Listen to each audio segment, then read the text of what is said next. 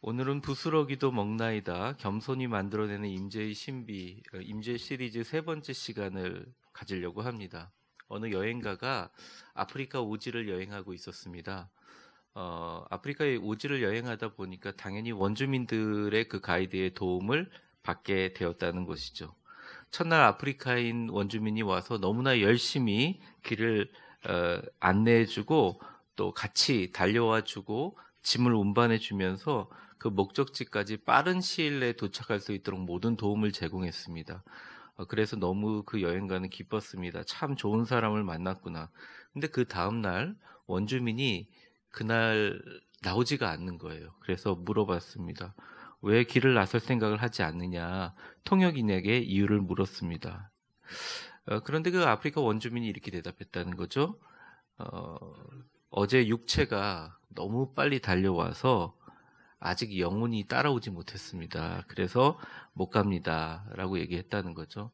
훗날 그 여행가가 책으로 그 이야기를 쓰면서 이렇게 얘기했습니다. 그들은 적어도 살면서 영혼을 회복하는 길을 알고 있었다라고 얘기를 했죠.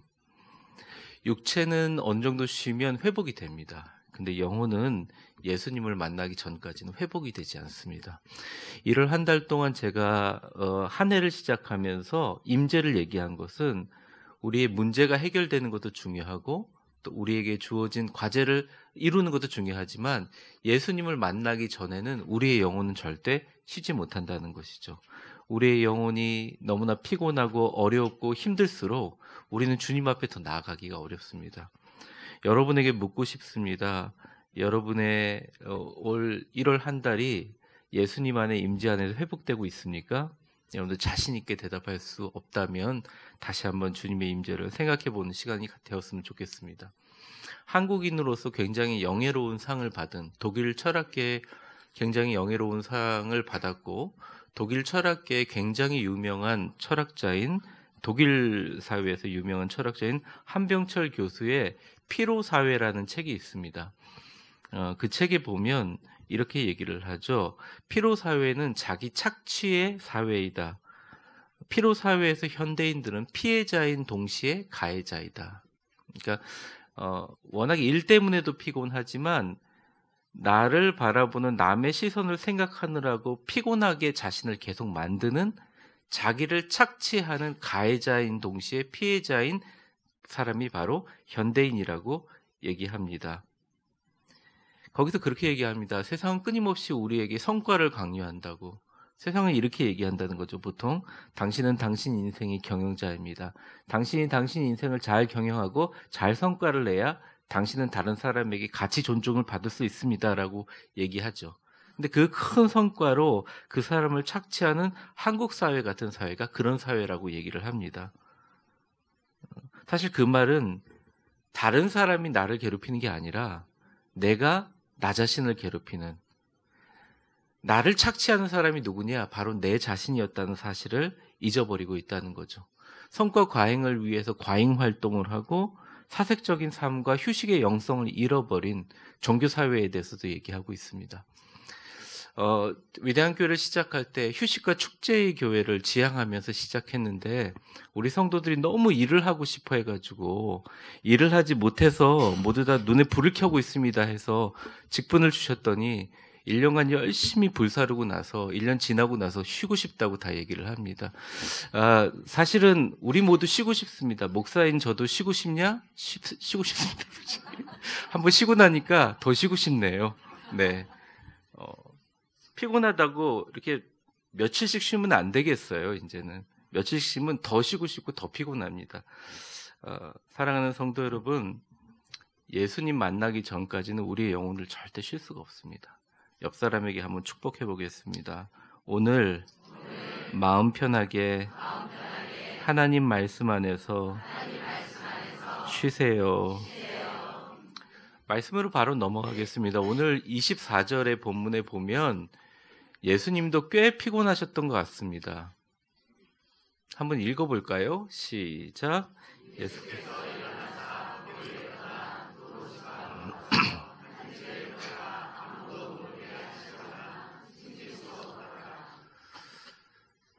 예수님이 사역을 시작하면서 너무나 유명해지셨는데 예수님이 어느 날 결심을 한 거예요. 이대로 가다가는 내 정신이나 내 육체나 완전히 무너지겠다 싶어서 아예 유대 지경을 떠나 두로라는 지방으로 갔습니다. 아예 갔어요. 거기 가서 한 집안에 들어가 가지고 아무도 모르게 쉬시려고 했어요. 근데 어떻게 됐어요? 끝에 숨길 수 없었다. 여러분, 이 두로라는 지역은 굉장히 이스라엘과 영향이 많이 있는 곳입니다. 지중해 동쪽 해변에 위치하고 베니게가 수도이고, 이 두로는 원래 원양 해양술이 뛰어나고 공해술이 아주 뛰어난 나라입니다. 그래서 다윗 왕과 솔로몬 때 참 많이 사랑을 받은 나라였어요. 특히 두로 왕 히람이라는 사람이 그 솔로몬의 성전을 건축하기 위해서 다윗 때부터 건축된 그 기둥, 백향목이라든지 그런 것들을 다 제공했던 나라입니다. 게다가 그 아름답게 공예하고, 지금은 솔로몬의 성전이 남아있지만 그 공예 기술자들을, 자기 나라 사람들을 이스라엘로 보내줬어요. 그래서 이스라엘 사람들은 너무 두로 사람들을 좋아해서 그 왕에게 이스라엘에서 나는 아주 좋은 곡물들을 그들에게 보냈던 나라입니다. 그때 아마 시편을 쓴 다윗이 굉장히 감동했던 모양이에요. 성령의 감동을 받아서 시를 썼는데, 그 시가 훗날 메시아가 두로 지방에 갈 것을 예언한 시가 생기게 되었습니다. 시편 87편 4절서부터 5절까지인데 제가 읽어보겠습니다. 나는 라합과 바벨론이 나를 아는 자 중에 있다 말하리라. 보라, 블레셋과 두로와 구스여 이것들도 거기서 났다 하리로다. 여기 두로라는 지명이 나옵니다. 시온에 대하여 말하기를 이 사람 저 사람이 거기서 났다 말하리니 지존자가 친히 시온을 세우리라. 이 말은 장차 메시아가 오시면 그 메시아가 두로 지역에 들릴 것이다. 근데 예수님이 처음에 복음을 전하고 병을 고치기 시작하니까 아예 두로 지방에서 사람들이 파견 와가지고 예수님께 병 고침을 받았어요. 그리고 그 병 고침을 받고 돌아간 사람들이 두로 지역에 가서 무슨 얘기를 했겠습니까? 소문을 퍼뜨렸겠죠. 근데 예수님께서 유대 지역은 도저히 다닐 수가 없어요. 너무 피곤하니까. 그러니까 예수님께서 사람 안 만나려고 두로로 딱 가서 작은 집에 들어가는데, 이게 숨겨지는 게 성공할 수 있겠습니까? 소문이 벌써 확 퍼지게 됐다는 것입니다. 좀 쉬고 싶었던 거죠. 그런데 좀 휴식을 하고 놓아버려야 되는데 그러지 못하게 소문이 나서 참 몸도 마음도 불편한 가운데, 그때 하필이면 최악의 타이밍에 한 여자가 나타납니다. 25절 말씀입니다. 25절 맞죠? 네, 같이 읽어보겠습니다. 시작. 이에 더러운 귀신 들린 여인을 든 여자가 예수의 소문을 듣고, 네, 이방 지역에 사는 여인이죠. 근데 표현을 더러운 귀신 들린 어린 딸 둔 한 여자가라고 표현했습니다.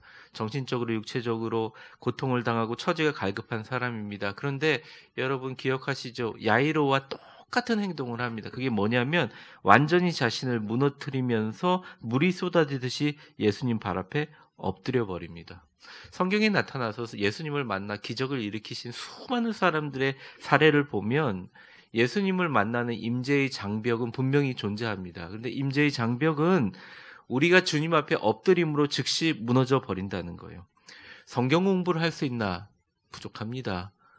우리 지식으로 할 수 있나? 부족합니다. 사실은 예수님을 가장 강렬하게 만나는 방법은 주님 앞에 완전히 엎드려 기도하는 방법밖에 없다는 것입니다.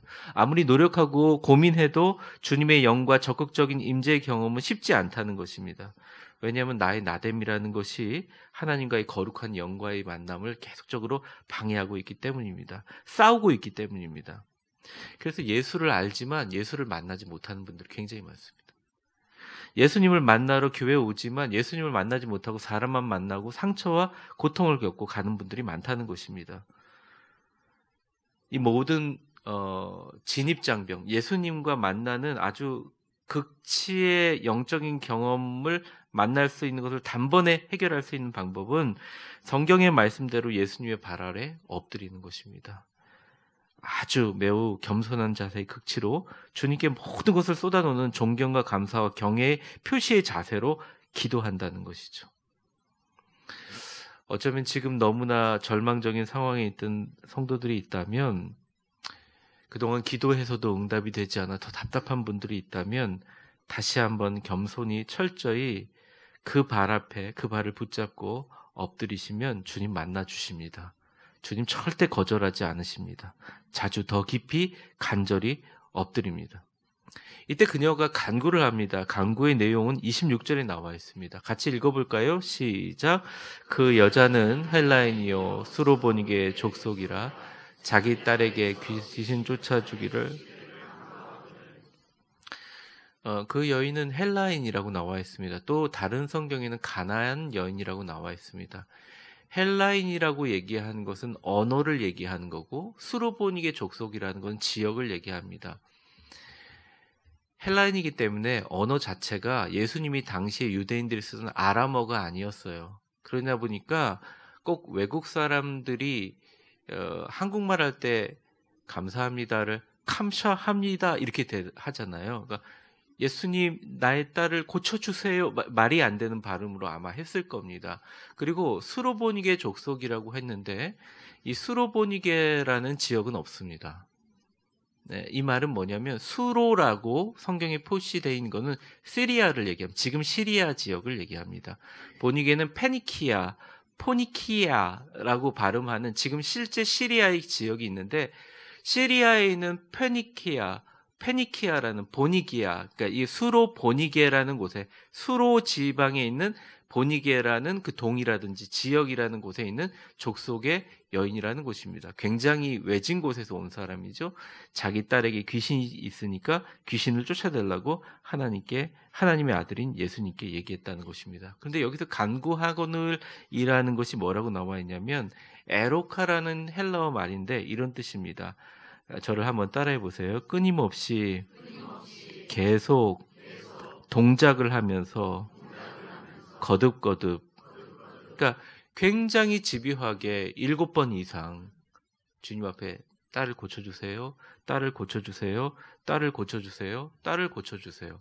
그러니까 제가 왜 이런 헬라어를 왜 이렇게 거듭 반복을 했을까? 마치 성경상의 상황이 보면 예수님 앉아있는데 고쳐주세요 한 번만 한 것 같은데, 그 비밀을 요거랑 유사 구절인 마태복음에서 찾았는데, 마태복음에 보니까 그 여인이 처음에 와서 고쳐달라고 할 때 예수님이 대답을 안 하셨어요.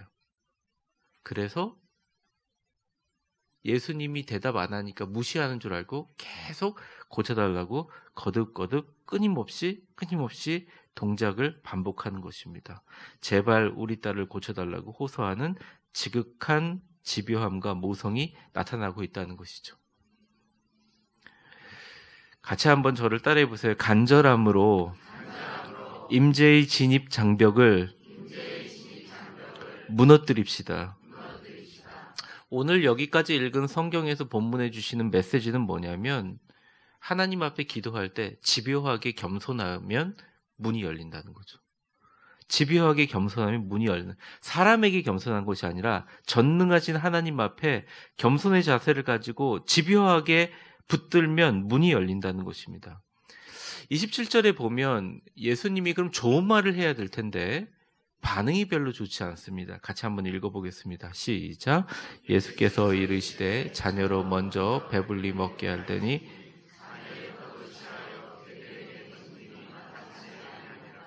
많은 분들이 이 본문을 보면서 참 예수님 매정하시다, 너무하다라는 분들이 생각보다 상당히 많습니다.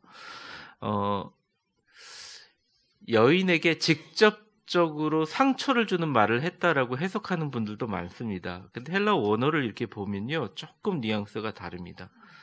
예수님은 비유를 얘기하신 거죠. 자녀는 누구냐? 이스라엘 사람들 얘기합니다. 개는 뭐냐? 이방인들을 얘기하는 거죠. 너희가 이방인 것은 맞지 않느냐? 근데 이 개를, 이방인들을 모욕할 때 쓰는 개라는 단어와 지금 쓴 개라는 단어는 완전히 다른 단어예요. 퀴나리온, 한번 저를 따라해요. 퀴나리온. 여기서 쓰인 개가 이겁니다. 이게 어떤 개냐면, 여러분 옛날 사람들은 반려견을 안 키웠을 것 같으세요? 부잣집에는 반려견들을 키웠어요. 밥상에도 앉아 있었고요. 그러니까 애완견, 요즘 말로 말하면 반려견을 얘기합니다. 집 밖에서 묶어놓고 키우는 개가 아니라 집 안에서 키우는 개를 얘기하는 거죠. 그러니까 예수님께서 무슨 말을 하냐면 이런 거죠. 반려견들을 먼저 먹이고, 그러니까 애가 막 배고프다 우는데 애한테 안 주고, 아유 우리 예쁜 내 새끼 그러면서 강아지한테 먼저 주는 게 옳지 않지 않냐. 순서가 있다, 다 모든 일에. 예수님께 그런 말씀을 하시는 거죠. 무시하거나 모욕하는 말이 아니라는 것입니다. 제가 한 인터넷에 기사를 보니까 이렇게 반려견을 원래 기르고 있었는데 그 부부가 이제 첫 아이를 낳았다는 거예요. 근데 그 반려견이 자기보다 그 아기를 너무 좋아하는 것을 질투해서 아기 귀를 콱 물었다는 거죠. 그래서 너무나 화가 나가지고 남편이 그 반려견의 배를 뻥 찼다 그럽니다. 물론 뻥 찬 거 잘못한 일이죠. 연약한 말 못하는 짐승을 때린 건 잘못한 일인데, 거기서 아내가 반응을 어떻게 보이냐면 왜 우리 개를 때리냐고 그러면서 막 화를 냈다 그럽니다. 그래서 이 가정 불화로 일어났다는 걸 보면서 실소를 금치 못했어요. 물론 강아지를 자신의 자녀처럼 키우는 심정도 이해하지만 자기 자녀를 물렀으면 강아지를 야단치는 건 바른 일이라고 생각합니다. 물론 강아지를 때리는 건 아니지만 야단은 쳐야 되겠죠. 제가 이것을 읽으면서 오늘 본문을 한번 생각하게 됐습니다. 예수님도 그런 얘기는. 그런데 이건 아니라는 거죠. 내가 지금 유대인들 사역하다 너무 피곤해서 쉬러 왔는데 걔가 사람이 아니기 때문에 아무리 이뻐해줘도 걔는 걔처럼 키워야 된다는 거죠. 먹을 게 있으면 걔한테 주는 게 아니라 사람한테 먼저 줘야 된다는 거죠. 나도 마찬가지다. 내 심정 좀 이해해. 내가 너무 피곤하다. 그러니까 이스라엘 사람들에게 먼저 이걸 하고 나서 네 차례가 돌아오는 게 당연하다라고 얘기하는 겁니다. 성부 하나님이 나에게 얘기하신 것은 이 구원과 복음의 경륜, 놀라운 하늘나라의 소망은 우선적으로 택한 백성 이스라엘에게 주어져야 되는 거다. 내가 지금 너를 거부하는 게 아니라 나중에 와라. 시간이 흐르면 이방인들에게도 이런 특권이 주어지니까 지금 내가 좀 쉬자. 지금 내가 쉬고 일에도 순서가 있고 모든 일에도 하나님의 깊으신 경륜이 있으니까 제발 수르보그님의 연이나 이 정도 말 들었으면 포기하고 가라라고 포기를 시키고 있어요. 사실은 말의 논리상으로서는 나쁜 것은 없죠. 근데 심지어 여기서 오늘 본문에는 나와 있지 않지만 마태복음을 보면 마태복음 15장 22절에서부터 23절을 한번 여러분들 같이 한번 읽어보겠습니다. 여기 다른 본문이거든요. 똑같이 마태가 본 시각입니다. 시작.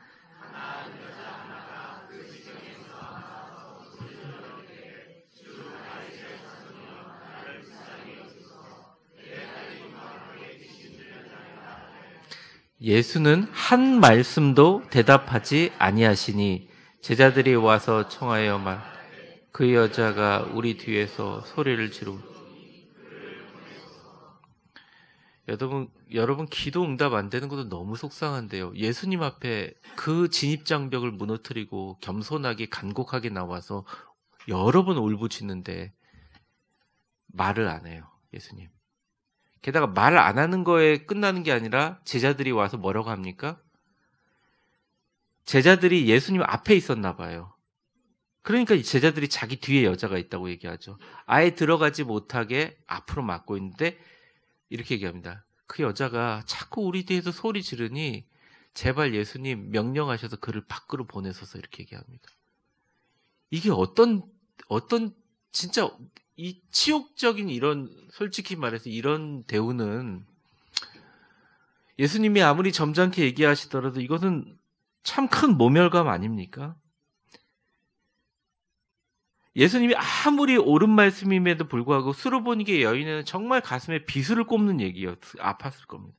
자존심은 산산이 무너졌고 지금까지 자신이 가지고 있는 열등감이 있었고 딸을 그렇게 만들었다는 내 자신의 그 죄책감도 있었고 많은 사람에게 당한 이 모멸감도 있었다는 거죠. 그런데 그 여인이 그 당시에서 예수를 원망하거나 미워하는 분노의 감정이나 아니면 아유 나는 역시 안 돼 하면 낙심하고 절망하는 양극단의 감정이 치우치지 아니하고 그 순간에 내가 지금 이 자리에 온 목적을 이루어야 해 하면서 예수님께 한 발자국 더 나아감이 있었다는 거예요.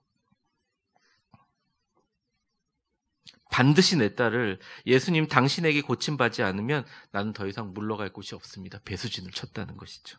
간절함이 있다는 것이죠. 저를 한번 따라해 보겠습니다. 기도의 응답은 겸손으로 시작하여 간절함으로 진행되고 자신을 극복하여 하나님 앞에서 내 자신을 완전히 무너뜨리는 집요함으로 완성되게 된다. 결국은 하나님 앞에 기도의 그 싸움에서 완전히 모멸감과 열등감의 감정에 무너지거나 아니면 그것을 다른 것으로 핑계를 대거나 에휴 원래 그랬어 이런 양극단에 하지 않고 그때 한 걸음 더 주님 앞에 나아가면 주님이 만나주시는 역사가 일어나게 된다는 것입니다. 어느 책에 보니까 한 여인이 어느 날 아침에 일어나서 거울을 탁 보니까 자기 얼굴이 너무 초라하게 보이더래요. 경제적으로 너무 어렵고 힘들어서 고통당하고 있는 와중에 내가 더 이상 이렇게 살아도 되나 이런 생각이 들어서 내가 좀 열심히 살아보자. 거울을 보면서 얼굴에 힘을 탁 주고 보험을 시작했다 그럽니다. 보험사에 입사해서 교육을 받는데 워낙 숫기가 없어가지고 성과가 좋지 않은 거예요. 그러니까 야단을 계속 맞았습니다. 그리고 오기가 계속 생긴 거죠. 야단을 맞으면서. 어느 날 보험사 선배가 야 저기 사원을 봐라. 사원이 뭐냐.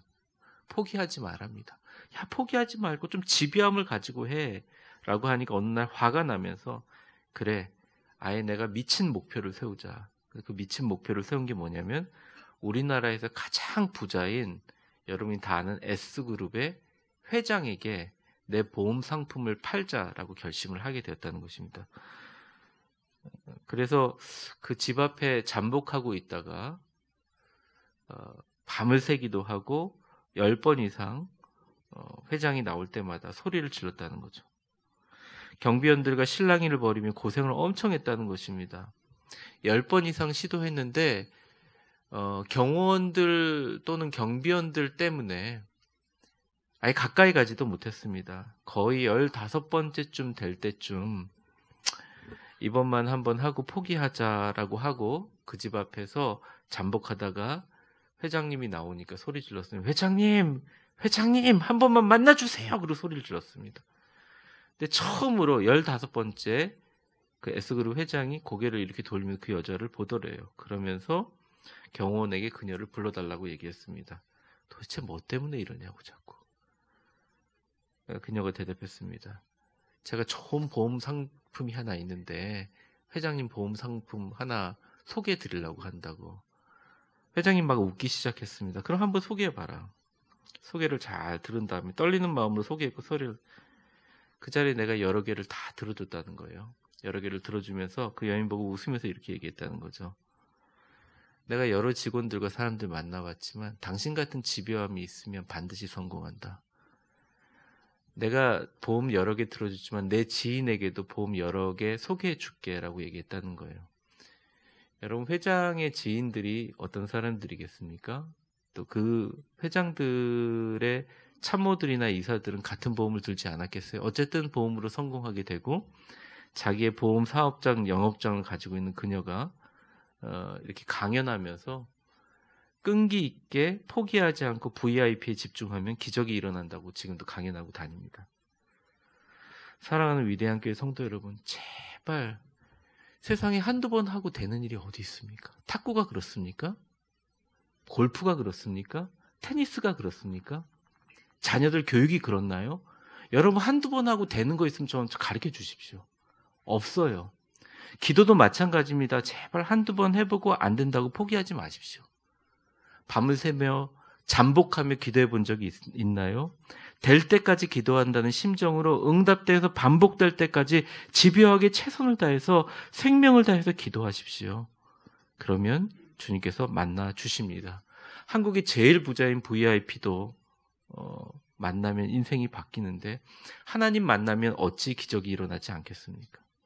주님은 우리에게 감당할 만한 시험도 주시지만 그것을 피할 길도 주시는 하나님이시기 때문입니다.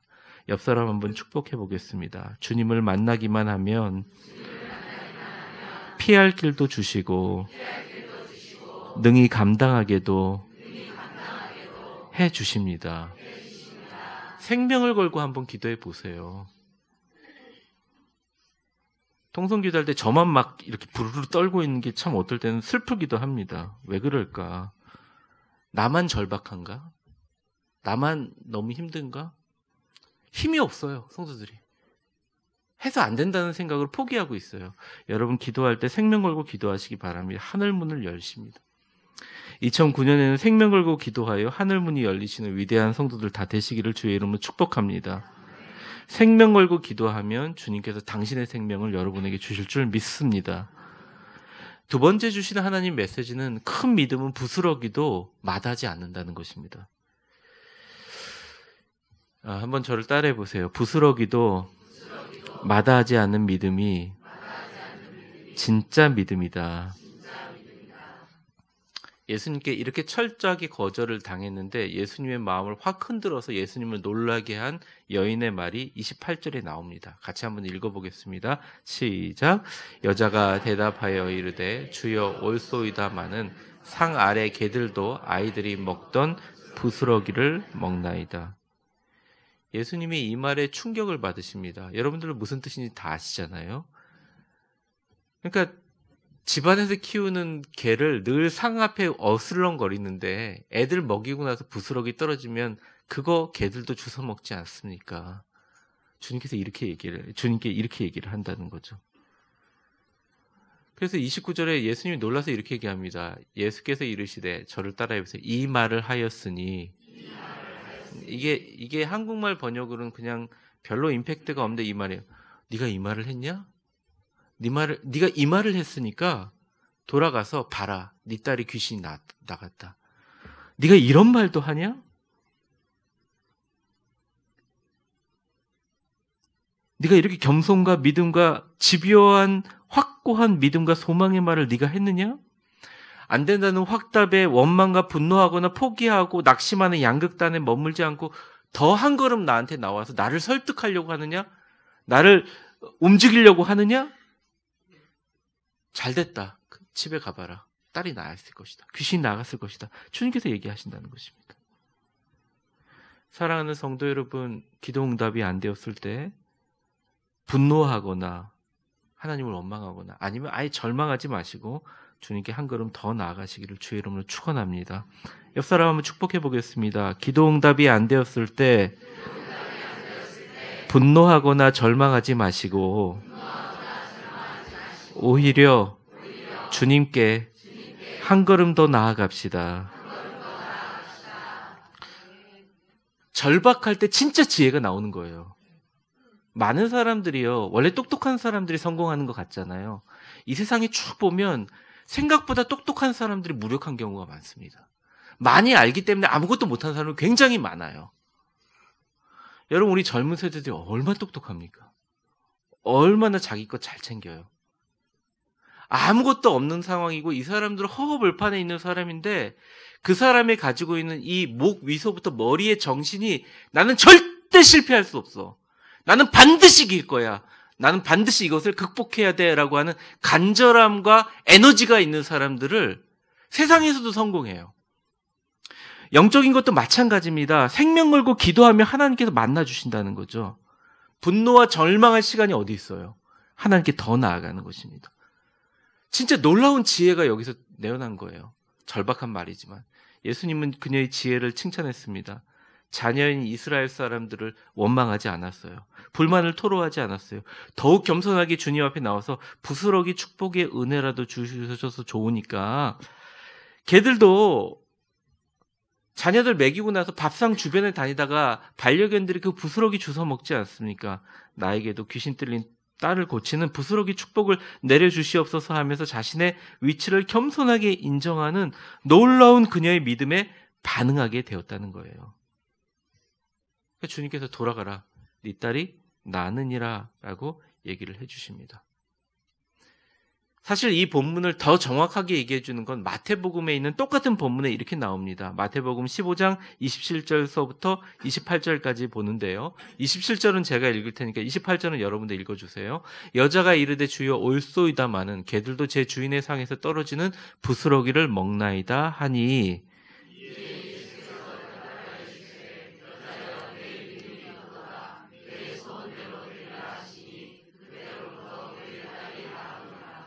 예수님의 몇 안 된 칭찬받은 사람이야. 너의 믿음이 크도라. 부스러기 믿음도 간곡하게 간구해서 주님 앞에 나가는 그 집요함 앞에 주님께서 반드시 주실 거라는 우리 젊은이들 말로 또라이끼, 똘끼를 가지고 주님의 마음을 움직이면 우리의 믿음을 크게 칭찬해 주시는 예수님의 모습을 볼 수 있다는 것입니다. 왜냐하면 우리와 하나님의 스케일은 너무너무 다르고 우리가 볼 때 별거 아닌 작은 거라도 주님은 그것을 가지고 우주를 움직일 수 있고 우리에게 너무 큰 거지만 하나님 보시기에는 별거 아닌 건 작은 것이고 쉬운 일일 수 있다는 것입니다. 조엘 오스틴의 책에 보면 이런 이야기가 나오죠. 한 번은 미국의 프로골프 선수가 사우디 왕족들하고 같이 골프 라운딩을 했다는 거죠. 잠깐 원포인트 레슨을 해줬는데 그 사우디 왕족이 얘기했다는 겁니다. 너무 고마워서 골프 클럽을 하나 선물해 주겠다. 그러니까 계속 사양했습니다. 나도 집에 골프 클럽 많다. 골프 클럽 하나를 우편으로 보내줄 테니까 그러니까 알겠다고. 근데 집에 와보니까 기대가 되는 거예요. 금으로 도색을 한 아이언 세트를 혹시 주지 않을까.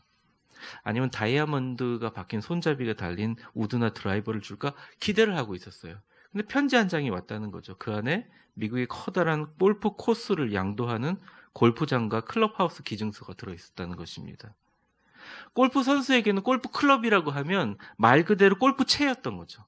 왕족에게는 골프 클럽을 준다는 것이 골프장과 클럽하우스 전체를 의미한다는 것입니다. 스케일 자체가 다르다는 거예요.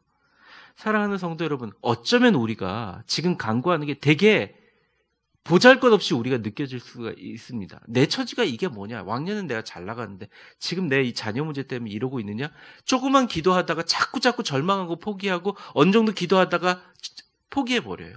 아니라는 거죠. 우리에게는 부스러기일 수 있지만 그것이 하나님의 부스러기가 될 때는 스케일 자체가 다르다는 것입니다.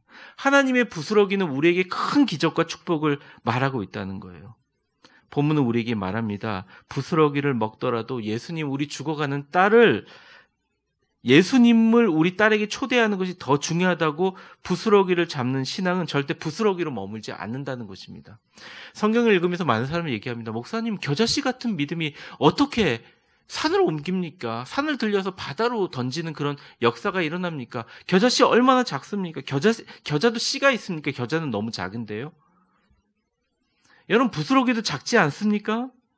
왜 주님께서 부스러기와 겨자라는 얘기를 계속하면서 우리의 믿음을 자극하고 있을까요? 믿음이라는 것은 부스러기든 겨자든 큰 산이든 믿음은 그 믿음 자체이지 그 이상도 그 이하도 아니라는 것입니다. 교회를 목회하면서 사실은 설립교회 이제 청빙받아서 갈 때랑 느낌이 다른 건 딱 한 가지입니다. 순간순간에 하나님께서 끊임없이 물으세요. 정 목사야, 네 믿음은 어디 있느냐? 진짜 제 믿음을 시험해 볼 수 있는 시험대가 더 많이 있는 것 같습니다. 아마 우리 같이 시작하는 우리 모든 교인들에게도 똑같은 심정일 것 같습니다. 사랑하는 성도 여러분, 주님은 이런 부스러기를 잡는 자신의 최선을 버리고 하나님의 최선을 구하는 진짜 믿음이 지혜로운 큰 믿음으로 보신다는 것입니다. 저를 한번 따라해 보세요. 내 최선을 버리고 하나님의 최선을 구합시다. 믿음은 겨자씨와 부스러기를 통하여 기적이 일어납니다. 사랑하는 위대한 교회 성도 여러분, 말씀을 좀 정리하려고 합니다. 어떤 어려움이 있더라도 겸손하고 집요하게 하나님께 그 발에 엎드려 그분과 기도하며 단판을 지으세요. 성경에는 많은 스토리들이 있습니다. 야복강에서 천사와 씨름하면서 환도뼈가 부러지면서까지 야곱이 이렇게 얘기했습니다. 당신이 내게 축복해 주지 않으면 나는 절대 돌아가지 않겠습니다. 했던 믿음의 야복강을 건너시는 2019년이 되시기를 주의 이름으로 축원합니다. 겸손은 주님과의 만남의 문을 엽니다. 기도 응답에 대한 집요함은 간절함으로 자신을 이기고 어떠한 방해도 이겨내고 주님 앞에 나아가게 합니다. 자신을 극복하여 하나님 앞에 내 자신을 세우고 무너뜨리는 집요함으로 큰 믿음을 완성합니다. 주여 올소이다마는 자녀들이 먹다 남긴 빵에 떨어진 부스러기도 개가 먹습니다라고 주님을 놀라게 하는 그 여인의 믿음이 있습니다. 주님에게는 부스러기지만 그녀에게는 엄청난 기적이 일어납니다. 그게 바로 30절 마지막 말씀이죠. 같이 한번 읽어보겠습니다. 시작.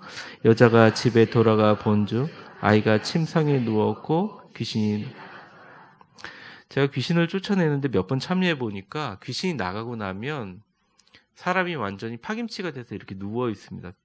기진맥진. 아이가 침상에 누웠으면 그걸 얘기하는 거죠. 귀신이 나갔더라라는 말의 시제가 완료 능동태 분사 시제이기 때문에 귀신이 완전히 떠나가서 돌아오지 않는다는 말입니다. 예수님이 그 자리에서 여인에게 그냥 말하면서 시공을 초월해서 그 문제를 해결해 주신다는 거예요. 여러분 삶에 여러분의 문제의 자리가 있습니다. 그 문제가 가정에 있든 직장에 있든 아니면 여러분의 마음에 있든 그 마음의 자리로 가려고 하지 말고 예수님께 나오시면 예수님이 그 자리에서 시공과 공간을 초월해서 여러분의 문제를 해결해 주실 줄 믿습니다. 예배의 자리에서 기도의 자리에서 승부를 거세요. 주님께서 위대한 기적을 만들어 주실 줄 믿습니다. 오늘은 큰 추위를 말하는 대한입니다. 시간이 흐를수록 정말 세상이 더 추워지는 것 같습니다. 극심한 경제적인 추위, 문화적인 추위, 그리스도의 계절이 꽃 피우기에는 너무나 춥고 각박한 영적인 겨울이 계속되고 있습니다. 여러분, 우리 추위에 떨고 무너지지 말고 믿음으로 간절함으로 수로보니게 여인의 겸손과 집요함으로 임재의 문을 열고 주님 만나 부스러기의 은혜를 구하시고 이 부스러기와 같은 믿음, 겨자씨와 같은 믿음이 우리의 모든 문제를 산으로 던지는 기적이 일어날 줄을 간절히 축원합니다.